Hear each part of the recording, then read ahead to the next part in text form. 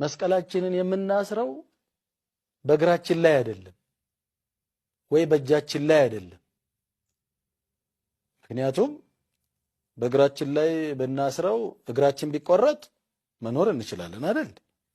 ችግር የለውም። ሰው እግሩ ተቆርጦ መኖር ይችላል። እጃችን ላይ ቢሆን እጃችን ቢቆረጥ መኖር እንችላለን። ችግር የለውም። እጃቸው የተቆረጠ እጅ የሌላቸው ብዙ ሰዎች ይኖራሉ። አንገት ከተቆረጠ ግን ሰው መኖር ይችላል? አዎ።